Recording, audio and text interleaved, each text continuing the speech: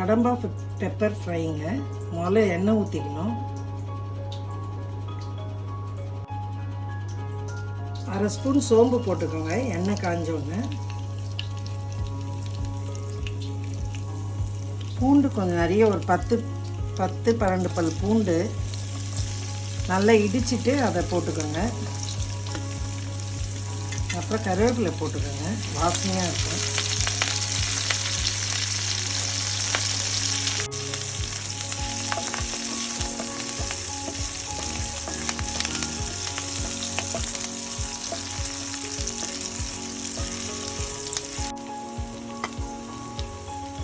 நல்லா வதங்கணும். ஒரு ஸ்பூன் இஞ்சி பூண்டு பேஸ்ட் போட்டுக்கோங்க. அதையும் நல்லா ஃப்ரை பண்ணிக்கோங்க.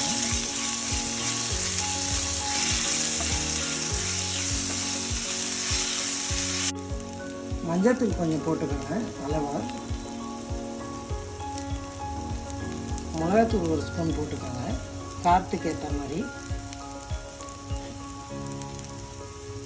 கொஞ்சம் உப்பு போட்டுக்கோங்க, தேவைக்கேற்ற மாதிரி போட்டு கொஞ்சம் ஃப்ரை பண்ணிவிட்டு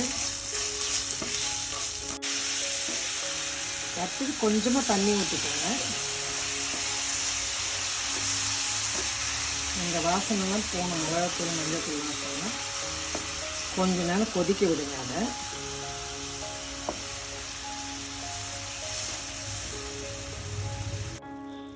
இப்போ இதில் ஒரு அரை டம்ளர் தண்ணி ஊற்றிட்டு 5 மினிட்ஸ் கொதிக்க விடணுங்க.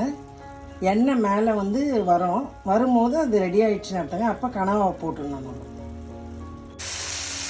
இப்போ பாருங்கள், கிரேவி நல்லா கெட்டியாக வந்துடுச்சு, திக்காகிடுச்சு பாருங்கள் கிரேவி.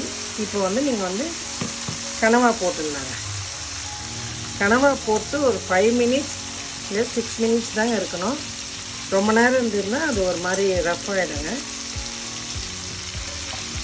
இப்போ அதை நல்லா இது பண்ணிக்கோங்க, எல்லாத்தையும் படுற மாதிரி கிளறி விட்டுக்கோங்க. இப்போ ஃப்ளேம் ஸ்லோவாக வச்சுக்கோங்க, கம்மியாக. இப்போ ஹையில் வைக்கிறேங்க. ஹையில் வச்சுட்டு நல்லா ஃப்ரை பண்ணுங்கள். 5 நிமிஷத்துக்கு வரைக்கும் பண்ணலாங்க. 5-6 நிமிஷம் வரைக்கும் பண்ணலாம். இப்படியே ஃப்ரை பண்ணினே இருங்க. கனவா உடம்புக்கு ரொம்ப நல்லதுங்க. இது நம்ம மருத்துவ குணம் நிறைய இருக்குது இதில். இது பேக் போனுக்கு எல்லாம் ரொம்ப நல்லதுங்க.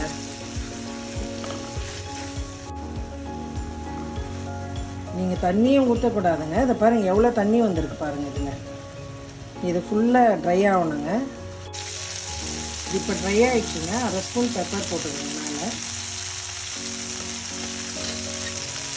கொத்தமல்லி கொஞ்சம் தாராளமாக போட்டுக்கோங்க, டேஸ்ட்டாக இருக்கும். சும்மா லேசாக